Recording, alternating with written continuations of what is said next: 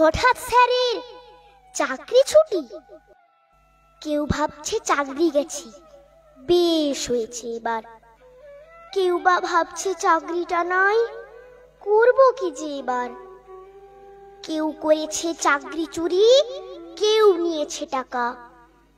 একবারও কেউ ভেবে দেখেছে শিক্ষক নেই স্কুলে, তাই স্কুলগুলো সব ফাঁকা? আমরা কি কোনো ভুল করেছি পড়তে এসে স্কুলে? ভাববো কিভাবে আজকে স্কুলে আছেন যে স্যার, কালকে যাবেন চলে। জড়িয়ে ধরে বললেন, স্যার আসবো না আর স্কুলে। হঠাৎ স্যারের এমন কথা বুঝতে পারিনি খুলে।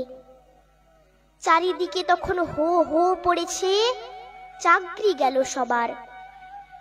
ক্ষতিটা যে কার হলো জানি না, ডুবলো ছাত্র সমাজ, এবার ডুবলো ছাত্র সমাজ।